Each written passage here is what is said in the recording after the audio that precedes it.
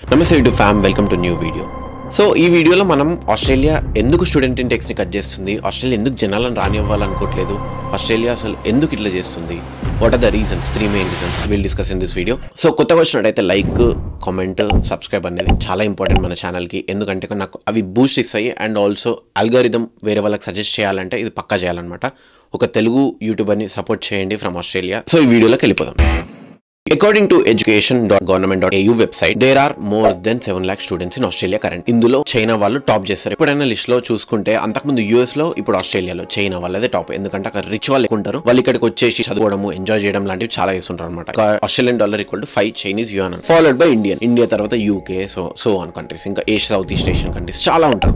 ఇది చూసుకుంటే మీకే అర్థమై. Last year alone over 5 lakh students ఉన్నారనమాట. 2023లో అండ్ ఆల్సో 2024లో ఆల్మోస్ట్ 2 years కంటిన్యూస్ గా 5 lakh ఎక్కువ స్టూడెంట్స్, ఇంటర్నేషనల్ స్టూడెంట్స్ ని ఎలో చేసింది ఆస్ట్రేలియా. దాని వల్ల ఏమైంది తెలిసిందే, వీళ్ళ మాస్ మైగ్రేషన్ కి సూటబుల్ కాదు ఈ కంట్రీస్. వీళ్ళు ఏం చేశారు, కోవిడ్ లో లాస్ లో వచ్చినాయని చెప్పి ఎట్లా పడితే అట్లా వీసాలు ఇవ్వగానే ఒకసారిగా బర్డెన్ అనేది ఎక్స్ప్లోడ్ అయిపోయింది. అంటే వీళ్ళు ఇంప్లికేషన్స్ ఎక్స్పెక్ట్ చేయాలి అసలు ఫస్ట్ ఆఫ్ ఆల్ చెప్పాలంటే. సో దాని వల్ల అన్నిటి మీద బర్డెన్ పడిపోయేసరికి వాటి ఎఫెక్ట్స్ ఇప్పుడు బయటపడుతుంది. ఇంకా ఆబ్వియస్లీ గవర్నమెంట్స్ అనేది డ్యామేజ్ కంట్రోల్ చేసుకోవాలి. ఆల్రెడీ డ్యామేజ్ అయ్యేదంతా అయ్యింది. నెక్స్ట్ 2-3 years లో డ్యామేజ్ కంట్రోల్ చేయకపోతే దాని తర్వాత వీళ్ళకి చాలా కష్టం అని తెలుసు. అందుకే ఇప్పటికిప్పుడు డ్యామేజ్ కంట్రోల్ స్టార్ట్ చేశారు అనమాట. వీళ్ళు రూల్స్ పెట్టగానే విత్ ఇన్ 3 months లో అప్లై అయిపోతాయి అనమాట. Rules with in 3 months effect లోకి వచ్చేస్తాయి రూల్స్. సో గుర్తుపెట్టు. సో మనం అనుకున్నట్టు 18% పెరిగింది అనమాట. అకార్డింగ్ టు సమ్ రిపోర్ట్స్ లేదా గూగుల్లో మనం చూసుకున్న ఇండియన్ స్టేట్స్, ఇండియాలో ఏ స్టేట్స్ నుంచి బయటికి ఎక్కువ పోతారు. పంజాబ్ నుంచి 12.5%, అంటే నాకు తెలిసి Punjab and Haryana. Then followed by Telugu states. Telugu states both contribute around 12.5%. అంటే ఆల్మోస్ట్ పంజాబ్, తెలుగు స్టేట్స్ ఒకేలా పోతారు అనమాట. అంటే పంజాబ్ వాళ్ళ మైండ్ సెట్ ఎట్లుంటుందో మన తెలుగు వాళ్ళ మైండ్ సెట్ కూడా ఆల్మోస్ట్ అంతే ఉన్నట్టుంది. ఎట్లా అంటే, అరే వాడు పోయిండు నేను కూడా పోవాలి, వాడు మంచి లైఫ్ ఉంది నేను కూడా పోవాలి, వాడు మంచిగా ఎర్న్ చేస్తుంటే నేను కూడా పోయి ఎర్న్ చేస్తే తప్పేం లేదు. ఎవరి ప్రయారిటీస్ వాళ్ళవి, ఎవరి థాట్ ప్రాసెస్ వాళ్ళది,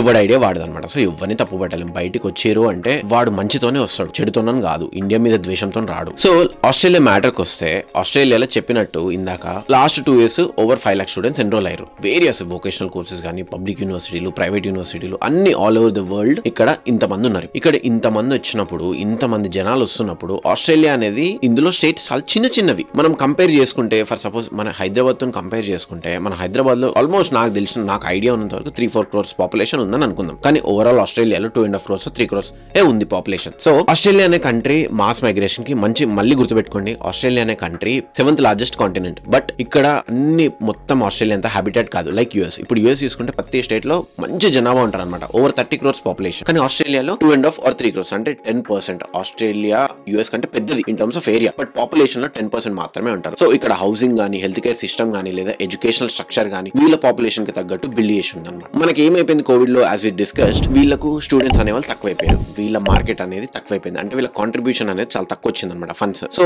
వీళ్ళు ఆబ్వియస్లీ కోవిడ్ అయిపోగానే ఆస్ట్రేలియా కూడా కెనడా పాతే, సేమ్ కెనడా అని నేను అనుకుంటుంది ఏంటంటే, కెనడాకి రెప్లికా ఆస్ట్రేలియా. సో వీళ్ళు కూడా డ్యామేజ్ కంట్రోల్ స్టార్ట్ చేశారు. ఎప్పుడైతే కెనడా స్టార్ట్ చేసిందో ఆస్ట్రేలియా కూడా వాళ్ళ పాతే ఫాలో అవుతుంది అనమాట. So according to education minister of Australia, he said that only 2,70,000 students మాత్రమే అలౌ చేస్తాం ఫ్రమ్ నెక్స్ట్ ఇయర్. అంతకుముందు ఇయర్ ఏమో 5 లక్షల కంటే ఎక్కువ మంది, అంతకుముందు ఇయర్ కూడా 5 లక్షల కంటే హాఫ్ కి తగ్గించేసారు అనమాట. హాఫ్ కి తగ్గించారు అంటే వీళ్ళకి హౌసింగ్ మీద బర్డెన్ తక్కువ అవుతుంది.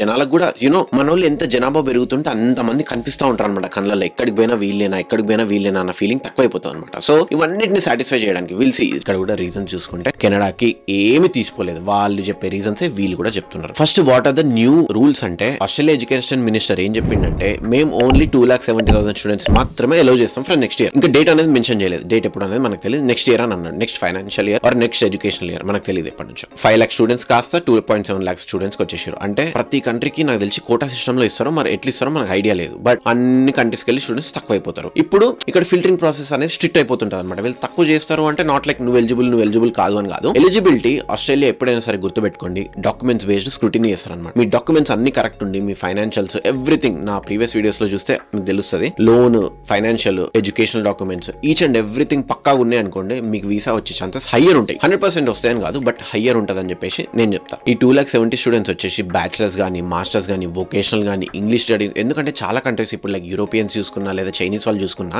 వీళ్ళకి ఇంగ్లీష్ అంత బాగా మాట్లాడలేరు అనమాట. వీళ్ళు ఏం చేస్తారు, ఇట్లాంటి కంట్రీస్ కి వర్కింగ్ హాలిడే వీసా మీద వచ్చో, లేకపోతే ఏదో ఎలికోర్స్ ఏదన్నా చదువు కోర్స్ మీద వచ్చేసి ఇక్కడ ఇంగ్లీష్ నేర్చుకుంటా ఉంటారు అనమాట. వాళ్ళైనా కూడా ఏదన్నా సరే ఓన్లీ 2,70,000 స్టూడెంట్స్ మాత్రమే అలౌడ్. అండ్ అంతేకాకుండా ప్రతి యూనివర్సిటీకి అందరికీ కోటా ఇచ్చేసారు అనమాట. ఫర్ ఎగ్జాంపుల్ పబ్లిక్ యూనివర్సిటీస్ లో 1,45,000 స్టూడెంట్స్ అలౌ చేస్తున్నారు. పబ్లిక్ యూనివర్సిటీస్ ఉంటాయి లైక్ మొనాష్, గవర్నమెంట్ యూనివర్సిటీస్ కానీ, లేదా I don't know what's public university really mean, but వాళ్ళు ఇచ్చిన దాని ప్రకారం పబ్లిక్ యూనివర్సిటీస్ లో 1,45,000 మెంబర్ స్టూడెంట్స్, ప్రైవేట్ యూనివర్సిటీస్ లో ప్రైవేట్ కాలేజెస్ లో 30,000 స్టూడెంట్స్ ని అలౌ చేస్తారు. And for vocational studies 95,000 students ని అలౌ చేస్తున్నారు అనమాట. అంటే బరాబర్ అయిపోయింది, 2,70,000 ని బరాబర్ చేశారు. సో ఇప్పుడు మనం రీజన్ చూసుకుంటే same as Canada. Elections, health care system మీద బర్డెన్, హౌసింగ్ క్రైసిస్, అంటే హౌసింగ్ సేమ్ కూడా ఎక్స్ప్లోడ్ అయ్యారు కాబట్టి హౌసెస్ అంత ఎక్కువ లేవు, హౌసెస్ ప్రైసెస్ పెరిగిపోయినాయి, అండ్ ఆల్సో రెంట్లు కూడా విపరీతంగా పెరిగిపోయినాయి అనమాట. ఇన్ఫ్లేషన్ అయితే మరీ దారుణంగా ఉంది. సప్లై అండ్ డిమాండ్ అంటారు కదా, సప్లై తక్కువ ఉంది, డిమాండ్ ఎక్కువ ఉంది అనమాట జనాలు ఎక్కువ ఉండేసరికి. సో ఇవే రీజన్స్ కెనడా కూడా చెప్పి. ఇప్పటి వరకు మీరు వీడియో చూసింటే ఖచ్చితంగా ఒక లైక్ వేసుకోండి, సబ్స్క్రైబ్ పక్కా చేయండి, ఇట్లాంటి వీడియోస్ ఇంకెన్నో వస్తాయి. So if